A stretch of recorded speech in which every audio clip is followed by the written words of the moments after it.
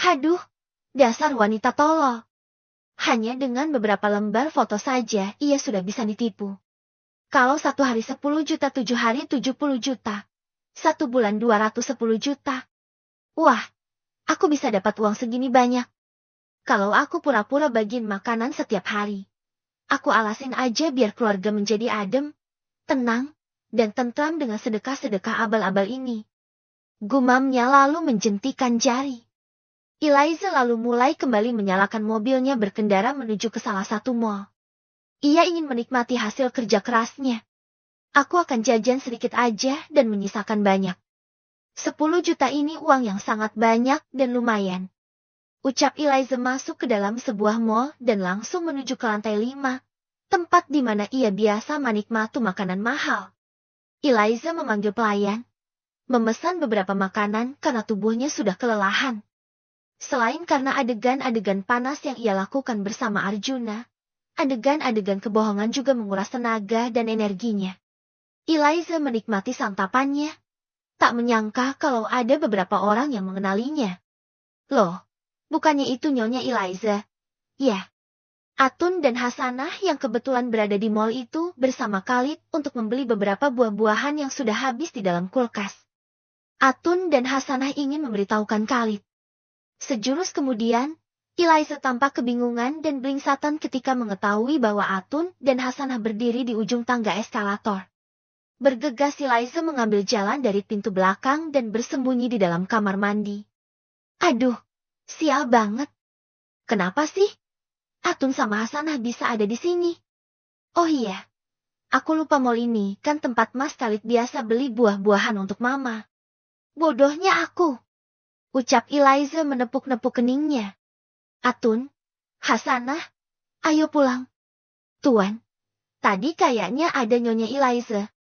Ah, masa sih? Enggak kok, Eliza lagi ada di jalan ini. Mama kirim-kirim foto kalau Eliza sedang bagi-bagiin makanan. Oh gitu ya, Tuan. Iya, udah ayo kita pulang. Tapi tadi beneran mirip. Bedanya apa? Tanya Khalid tak mengerti. Bedanya nggak pakai jilbab. Kamu gimana sih? Bukannya nyonya kalian udah pakai jilbab tadi pagi. Terus kok kenapa bisa-bisa berubah? Ya, mungkin Atun salah lihat aja, Tuan. Ya udah kita pulang. Atun, Hasanah, dan Khalid menuruni tangga elevator. Eliza memantau dari titik lain. Setelah keluar dari kamar mandi, ia merasa lega ketika dari lantai itu bisa melihat mobil Khalid yang melaju pelan meninggalkan mall tempat Eliza menikmati makanannya. Haduh, lain kali besok aku harus lebih hati-hati. Benar-benar Desi, Atun sama Hasanah ini. Semoga aja mereka nggak ember mulutnya. Terus nanya-nanyain ini dan itu. Habis dari sini kemana lagi? Ya. Ucap Eliza mampir ke gerai yang menjual kacamata dan masker. Eliza tampak bisa berjalan dengan tenang dengan bantuan kedua barang itu. 10 juta sedikit sih, tapi gimana ya? Aku harus cari cara agar Mas Khalid kembali memberikan akses-akses kartu kredit, kartu debit, dan unlimited card-nya. Rasanya aku harus berbicara lagi dengan Mama. Awas aja kau, Khalid. Aku sudah menyusun banyak rencana. Kau akan membayar kesakitan hatiku karena sudah membekukan semua kartu-kartu yang sudah kau berikan padaku. Namun, kau malah memintanya kembali. Geram Eliza tak sadar diri. Eliza baru akan keluar menuju tempat parkir dan menyalakan kembali ponselnya. Beberapa notifikasi mengambang. Ponsel mahal itu kembali berdering. Elsa melakukan panggilan video call dengan wajah yang tak bisa dijelaskan dengan kata-kata. Kakak? Apa yang kakak lakukan di kamarku? Kenapa kamar ini berantakan? Ya, tadi kakak numpang tidur di sana. Kenapa memangnya? Enggak boleh. Tapi, ini berantakan banget. Kakak enggak aneh-aneh kan di kamarku? Aneh-aneh gimana sih? Coba tunjukin apa yang aneh. Tanya Eliza. Elsa membalik ponselnya, lalu menunjukkan kamarnya yang benar-benar berantakan. Bahkan, ada botol minuman yang masih tersisa airnya. Memangnya kenapa? Nggak ada yang aneh, kan? Eliza merasa lega karena Arjuna tak ada di sana. Mungkin Arjuna sudah terburu-buru pergi. Setelah Eliza pergi, padahal Eliza juga ingin melihat wajah marah adiknya ketika tahu bahwa ada Arjuna di sana. Kakak ini awas aja kalau aneh-aneh. Aku nanti bisa diusir dari kosan ini. Cari kosan itu susah tahu, Kak. Ah, udah. Enggak usah ngomel. Kamu udah cek uang yang kakak tinggalkan? Udah, makasih ya, Kak. Kok dikit banget? Dikit banget. Itu banyak tahu. 500.000 itu banyak. Kamu nggak pernah ngerasain susahnya cari uang. Cerocos Eliza tak suka, lalu buru-buru mau mematikan panggilan telepon itu. Elsa masih menggerutu tak jelas, tetapi ia tersenyum ketika melihat beberapa ratus ribu yang ada di bawah TV. Bisa buat jajan malam ini. Deh, ajak ayah makan di luar aja. Ah, males masak.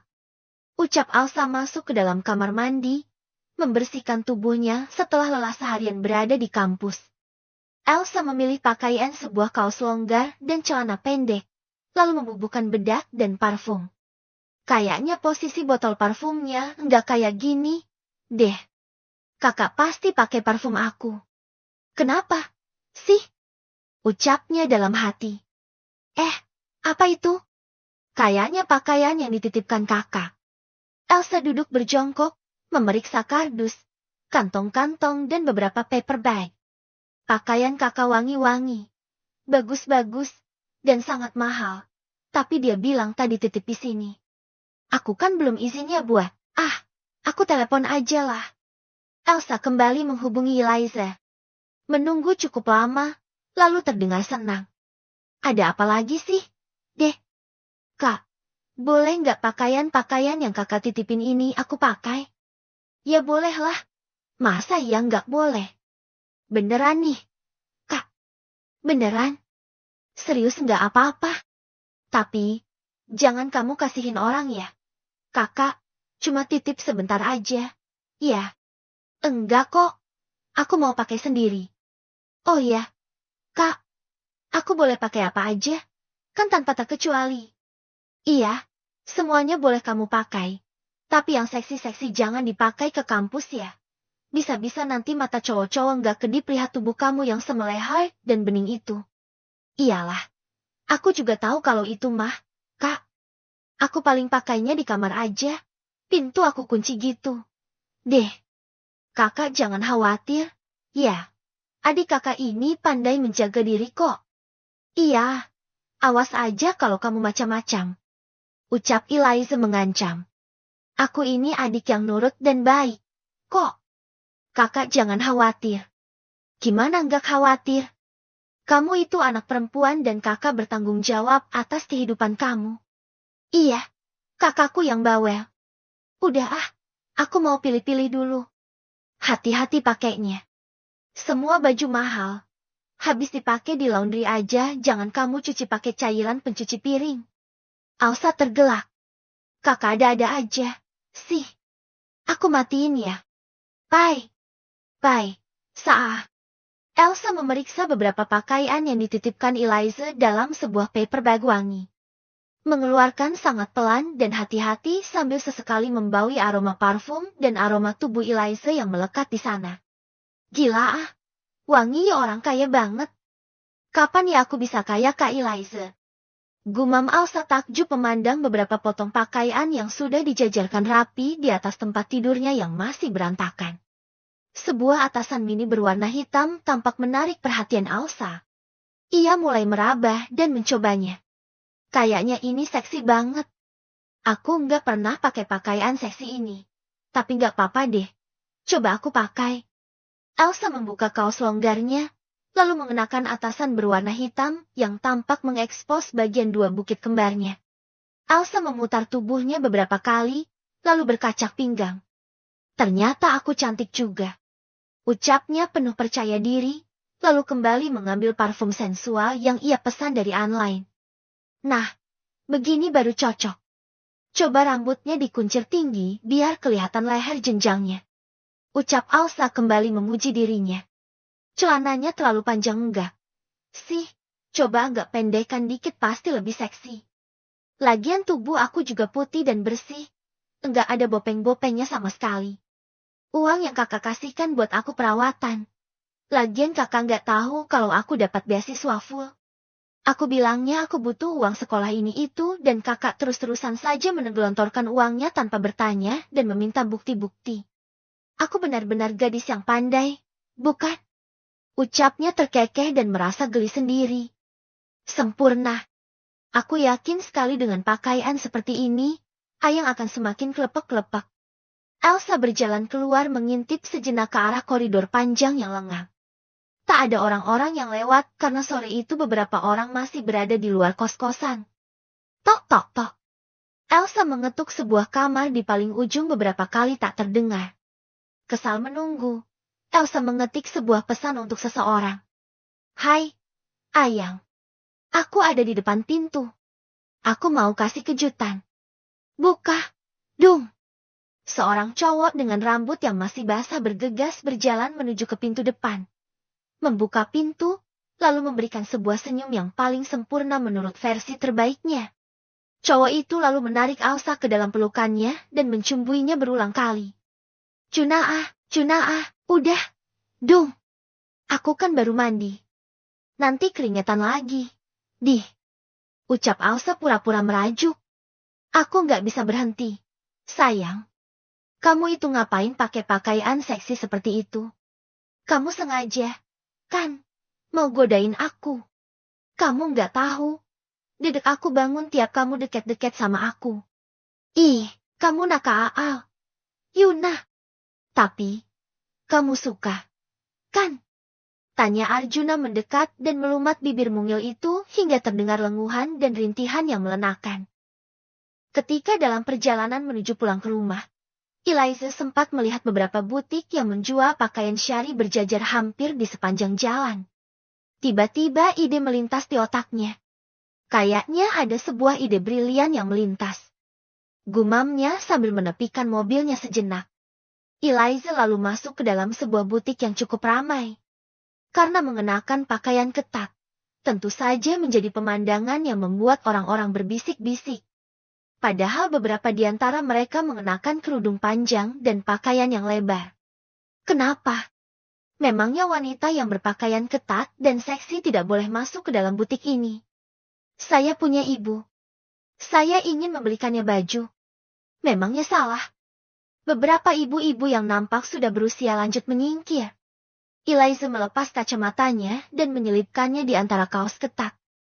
Memilih beberapa pakaian. Mengeluarkan ponselnya, lalu membuat panggilan telepon. Tersambung. Eliza sangat senang ketika melihat wajah Victoria, tetapi karena lupa ia buru-buru memutar kamera. Kamu di mana?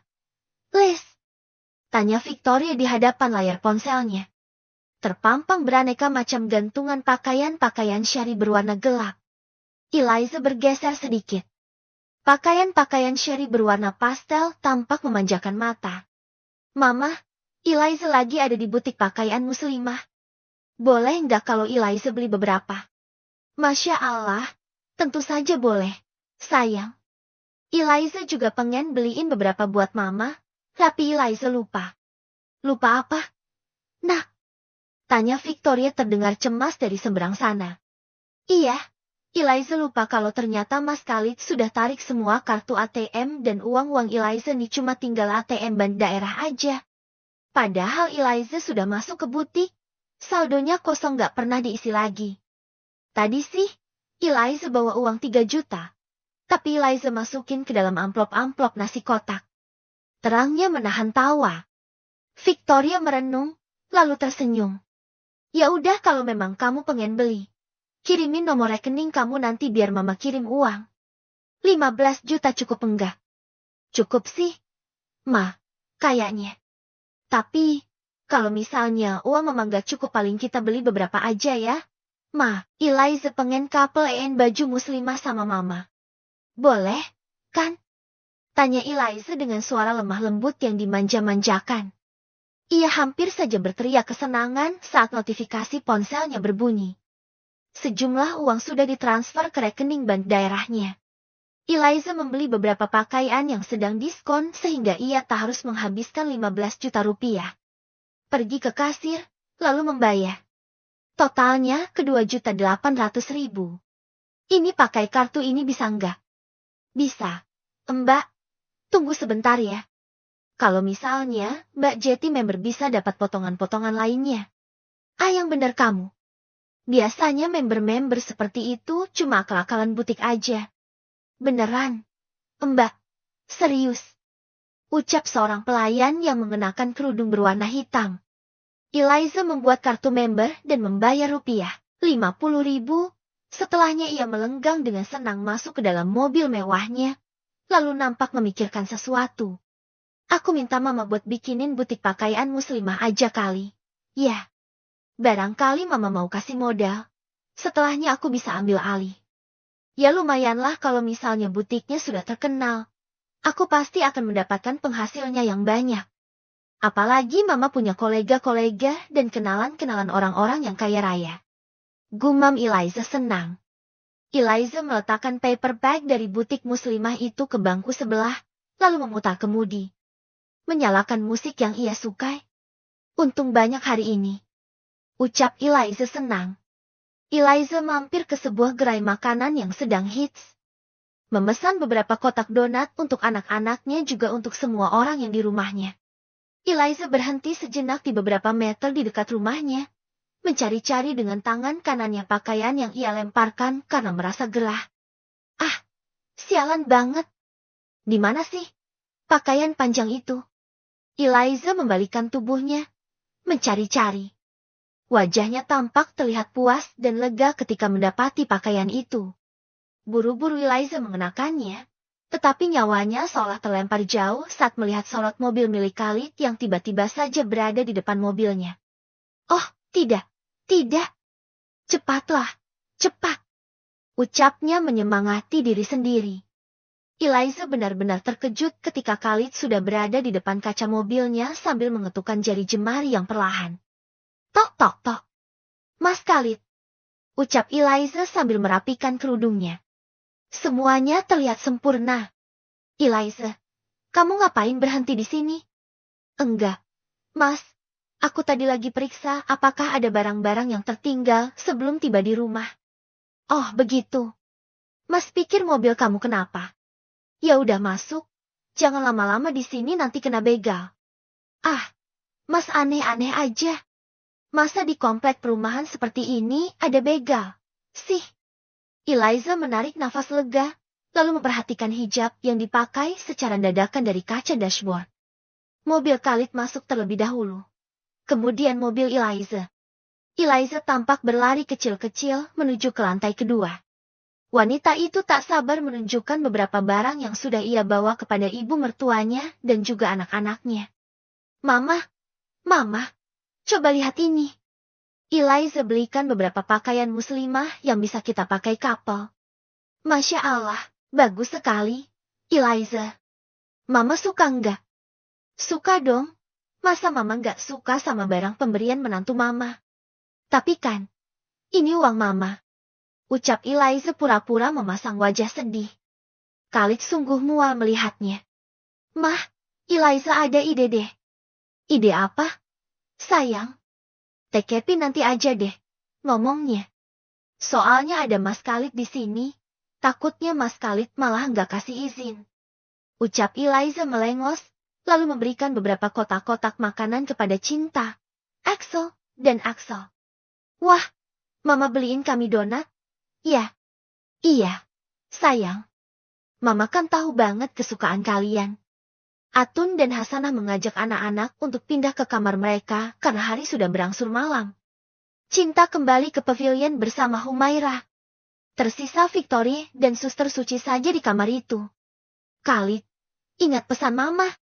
Ucap Victoria.